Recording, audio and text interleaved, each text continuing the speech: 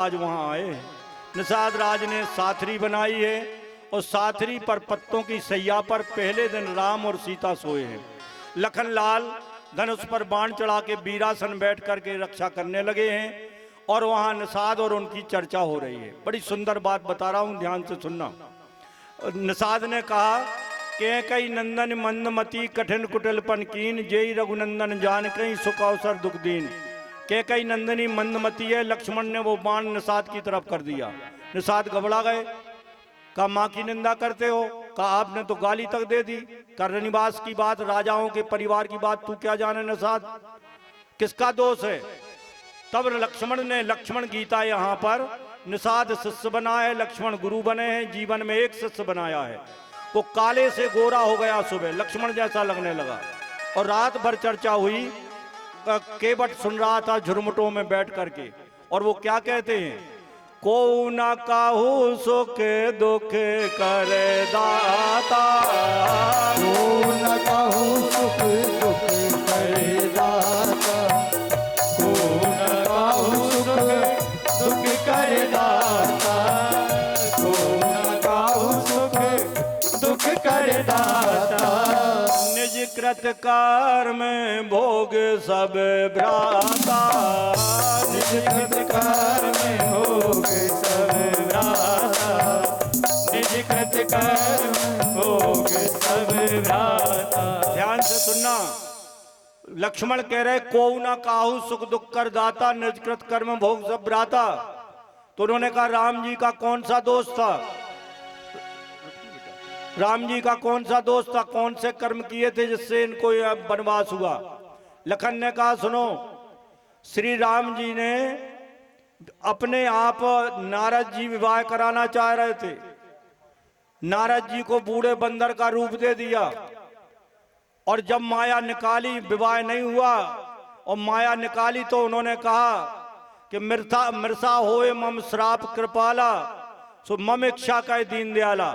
सो इन्हीं ने कह दिया था मेरी इच्छा है इसलिए मैं ये अपनी कर्मों का फल भोग रहा है। ना नारद के लिए श्राप, नारद का बूढ़े बंदर का रूप देते ना ये गति होती, तो ये अपने कर्मों का दोष भोग रहे हैं।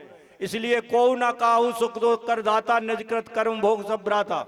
इनको वनवास किसने दिया? कहा कैकई ने। कैकई की बुद्धि किसने फेरी? कहा मंथरा ने। तो मंथरा को दंड दो।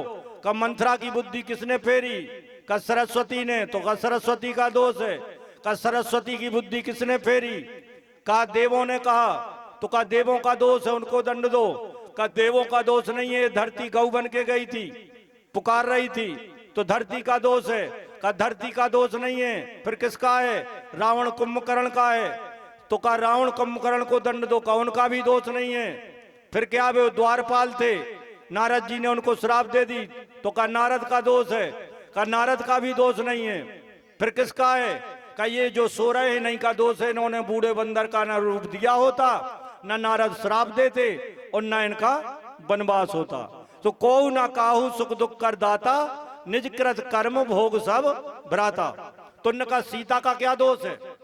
तो उनका भी दोष बताया। इसलिए कभी भगवान को दोष मत दिया करो, कष्ट आए। अपने पूर्व जन्म के कर्मों का फल है। नैवा कृति फलत नैव कुलम न शीलम, विद्यापि नैव नाचा यत्न कृतापि सेवा, भाग्या ने पूर्व तपसा खलम संचितानी, काले फलंती पुरुषस्य तै वृक्षा। ना अच्छी आकृति फल देती है, ना अच्छा कुल फल देता है, ना विद्या फल देती है, ना सेवा फल देती है। फिर फल कौन देता है? पूर्व जन्म में जो आपने कर्म किए हैं वो आपका भाग्य बन गए हैं, और वो इस जन्म में समय आने पर वैसे ही फल देते हैं जैसे समय आने पर वृक्ष फल देते हैं। आम के पेड़ में दूध की जगह क्षीर, जल की जगह दूध सींचते रहो, पर कैरी बसंत ऋतु में आएगी। ऐसा ही समय आएगा तब आपके कर्मों का फल मिलेगा। जैसे रथ का पहिया चलता है, एक तीली ऊपर होती है, एक नीचे होती है, फिर नीची वाली ऊपर पहुंच जाती है, ऊपर वाली नीची होती है। रहट की घड़ियां एक भरी आती है, एक खाली आती है। ऐसा ही जब समय अच्छा आता है तो सब कुछ अच्छा होता है, और समय जब बुरा आता है, पूर्व जन्म के कर्मों का उदय होता है, तब व्यक्ति को दुख भोगना पड़ता है। इसलिए को न काहू सुख दुख कर दाता, को न काहू सुख दुख कर दाता, को न काहू सुख दुख कर दाता, को न काहू सुख दुख कर दाता। निज कृत कार में भोग सब भ्राता, निज कृत कार में भोग सब भ्राता, निज कृत कार में भोग सब भ्राता। कहा सीता का क्या दोष है? कहा जब जलंधर ने पूरे तीनों लोग जीत लिए, उसको मारने के लिए भगवान शंकर गए पर जीत नहीं पा रहे हैं। तब छलकर टारे उतास व्रत, तब ये सो रहे हैं जो राम ने जलंधर का रूप बनाकर उसके साथ सहवास किया और उसके धर्म, पति धर्म, सती धर्म का नाश किया। तो जो उन्होंने श्राप दे दी, जाओ तुम बोलते नहीं हो, कौन हो तुम, हमारे पति नहीं हो सकते। तो जो नहीं बोले तो उसने कहा पाषाण हो जाओ। सो भगवान ही सालक राम की सलाह बन गए।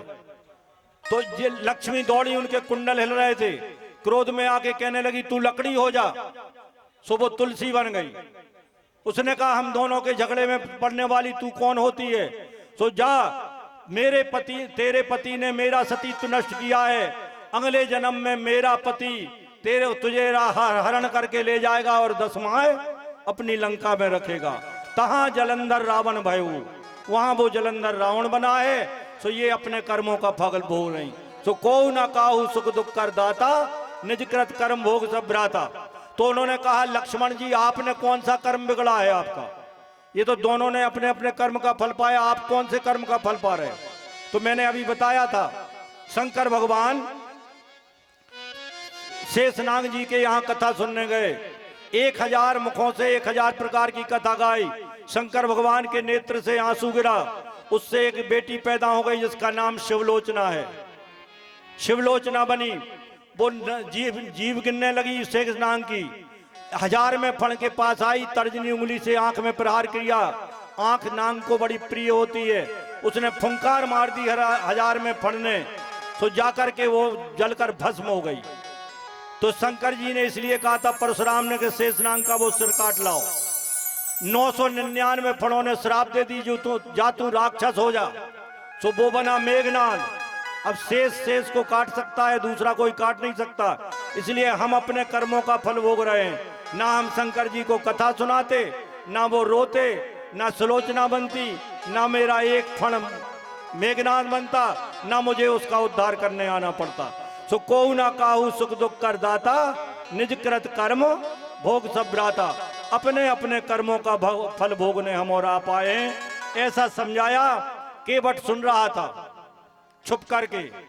इसलिए भगवान जब उसके किनारे पर पहुंचे, पुरतैन किसी रघुवीर बधू, कवितावली रामायण का कवित्व है। पुरतैन किसी रघुवीर बधू, धर धीरे दिए मग में डग दे, झलकी भरी भाल कनी जल की, पुट सूख गए मधुराधर वे, फिर बूझत हैं चलनो अब केतक, पर्ण कुटी कर हो के तो है, तिये की लख आतुरता पिए की, अखियां यति चारू चली जल चुए। सीता कभी पैर नहीं रखा था धरती पे, 3 कदम चली, ओंठ सूख गए, अधर सूख गए, नेत्रों में आंसू भर आए, पसीने की बूंदें झलमिलाने लगी। राम जी से कहती स्वामी पत्तों की कुटिया कहाँ बनाओगे? चली 3 पग हैं, चलना है 3000 किलोमीटर। राम जी को दया लगी, राम जी रोने लगे। मेरे भाई बहन तब जटा बनाई है, बटका छीर मांगा है, और जैसे ही आगे गए तो वहाँ तट पर पहुंचे हैं। जिनके पगते प्रगटी तटनी जो हरे अगगाड़े, ते प्रभु या सरिता तरवे खो मांगई नाव करार है ठाड़े। किनारे पर खड़े हैं और नाव मांग रहे हैं। और कैसे मांग रहे? मांगी नाव न केवट आना, मांगी नाव न केवट आना, मांगी नाव न केवट आना, मांगी नाव केवट आना, कहे तुम्हारे मरम में जाना, कहे तुम्हारे मरम में जाना, कहे तुम्हारे मरम में जाना। केवट अपनी नाव उस तरफ ले गया। अब ये एक बात बताओ, राजा के यहाँ का एक ही नाव थी?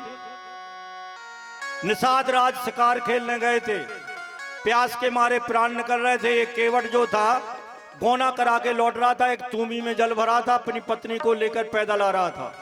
उसने देखा कि निषाद बेहोश होने वाले हैं, तो इसने एक तूमी जल पिला दिया। अपनी पत्नी की अपनी चिंता नहीं की। निषाद राज चैतन्य हुए, उन्होंने कहा वर मांग लो। तो पत्नी ने कहा आज मत मांगो, फिर कभी मांग लेंगे। तो उन्होंने कहा फिर मांग लेना। आज जब उसने सुना कि ये भगवान हैं और ये गंगा पार होंगे, तो उसने जाकर के रात में पहुंचा, निषाद राज से हाथ जोड़े और मांगा वरदान अपना के हमारा एक वरदान है वो दे दो। क्या चाहते हो? आज से सारी नौकाएं घाट से 10-10 किलोमीटर दूर हो जाएं, 10-10 मील दूर हो जाएं। इसलिए अकेली केवट की नाव रही और मांगी नाव न केवट आना। भगवान ने नाव मांगी पर केवट नहीं आया। और क्या कहता है? कहीं तुम्हारे मरम में जाना। सुर ब्रह्मादि शिव इत्यादि जिनका मरम नहीं जानते, सोई नहीं जाने मरम तुम्हारा, और तुम्हें को जाना नहारा।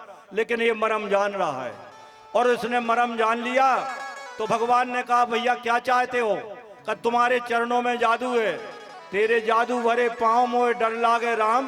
कैसे बिठा लूं अपनी नाव में, कैसे बिठा लें? छुअत सिला वही नार सुआई, पाहन तेना काट कटनाई। तुम्हारे इस चरणों के स्पर्श से पत्थर से वो नारी बन गई। हमारी तो लकड़ी है, कोमल है, जल खा रहा है, वैसे ही जल ने खा ली है, ये नारी बन जाएगी। एक ही को तो पाल नहीं पा रहे। पात भरी शहरी सकल सुत बारे बारे, केवट की जात कछु वेद ना पढ़ायूं। वो कहते मैं केवट की जाति का हूं, कुछ वेद नहीं पढ़ा पाऊंगा।